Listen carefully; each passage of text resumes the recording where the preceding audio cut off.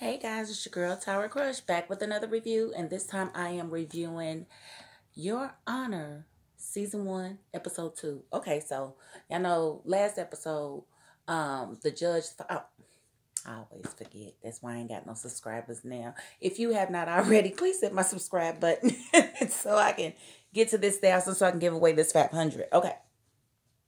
Now, the father figured out that it was the crime boss's son who his son killed in the accident.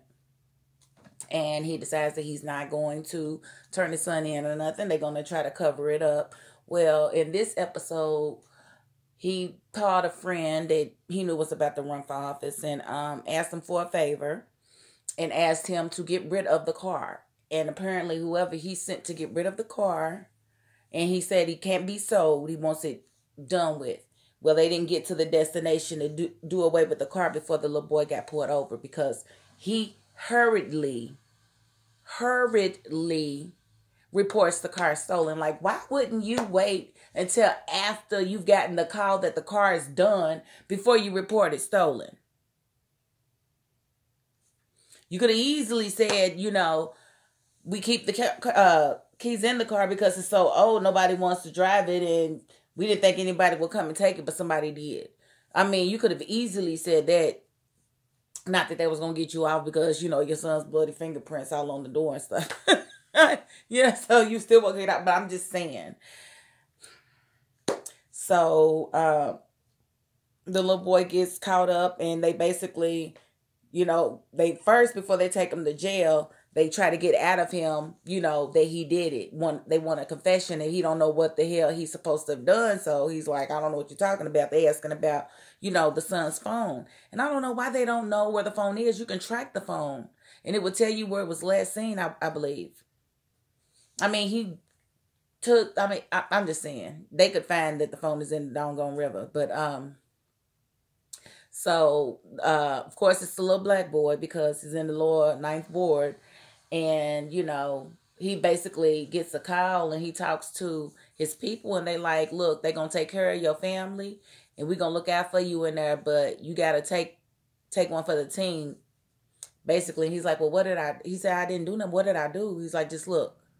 They're basically telling him since he got caught with the car and couldn't get rid of it, he's got to take the murder rap. He's got to take the rap for whatever the car was in, and they're going to take care of his family.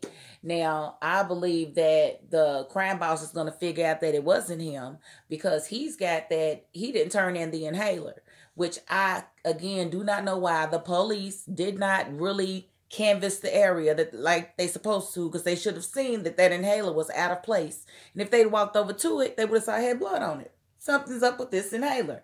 Let's put it in evidence. No, that's not what they did. So now the crime boss got it, and he's going to run the DNA through the database, once they, get the DNA back in a couple of days or whatever. So, and the mother, I just feel so bad for them, but I just really feel bad for the little boy who's having to take the rap because the judge knows, sat in that courtroom and let them charge that boy and watched him plead guilty, knowing that it's wrong. And I thought he was really decent. I'm like, dang, blame it on the black man. Always got to be the black man, but the whole thing was an accident. But I guess with the crime boss, you can't just leave his son for dead and it be okay. A whole lot of somebody's gonna have to die behind that.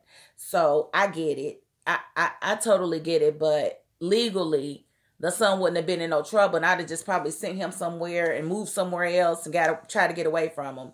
But it is what it is. But that's about. Oh, and they did figure out in this episode that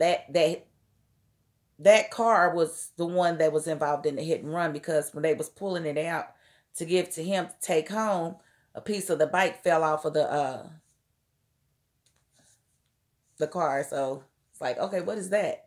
And it didn't take him long to figure it out. And so he's just like panicked and knows that, his son is, he asked his son, where his inhaler was. He was like, I don't have it. It's like, what else could you have possibly done wrong? You stopped for gas. You lost your inhaler. You left your fingerprints everywhere. So We're going to see how this chalks up. I'm about to watch episodes 3 and 4. So I will be back tonight.